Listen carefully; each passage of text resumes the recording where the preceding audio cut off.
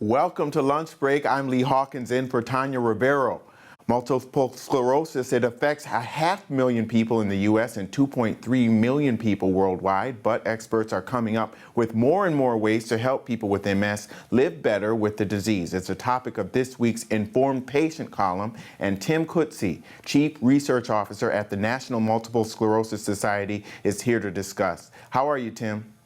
I'm doing great, Lee. Great to be with you. Thanks for coming on. So there's not always a downward spiral with this condition. 85% of the cases are relapsing remitting. Tell me what that means. What that basically means is that, over 80% of the people that live with MS today have a version where it basically comes and goes. So they'll have a relapse where they could have a problem seeing or moving or something that's associated with the disease, but then it goes away. What we're seeing is that because of the introduction of new treatments and new ways of managing the disease, people are living long, are having an experience where they have fewer and fewer of these relapses, which is really a good thing for people who live with the disease. And some of the keys to success are salsa dancing, sleep, and a low-salt diet. That's right. So in addition to talking to your neurologist about whether or not you might be appropriate for one of the FDA-approved therapies, there's these other things that individuals can do to really help them manage the disease. And so things like salsa, which really is a form of exercise, can really help in terms of getting the body moving, but also things, complicated dances like salsa, require you to think and work your brain, which is really important. Getting lots of sleep is really important. People who live with MS will tell you they live with fatigue, and some of the treatments can also have an impact on a person's energy. So having lots of sleep is important. And then lastly, the diet. Really, we're learning from the research that things such as salt can really be aggravating to the immune system, which is what's attacking the brain in MS. And so having a heart healthy diet that's lower in salt, what we're learning really can make a difference. And new studies are showing that exercise has benefits where before people were discouraged from exercising.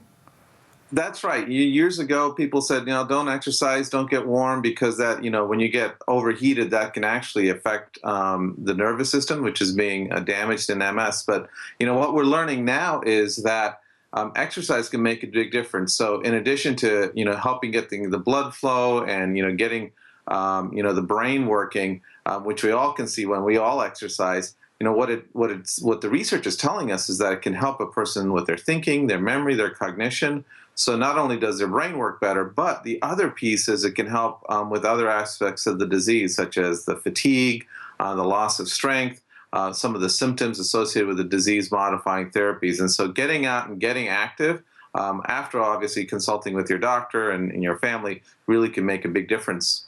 Tim, what role does vitamin D play in helping people cope with this disease? That's another great question. So what we're learning is that vitamin D and low vitamin D in particular can be a risk factor for MS, and so an individual potentially could have a more aggressive form of the disease when they have low vitamin D in their blood levels. And so getting that up higher suggests that it could make a difference in managing the immune system, which is attacking the brain.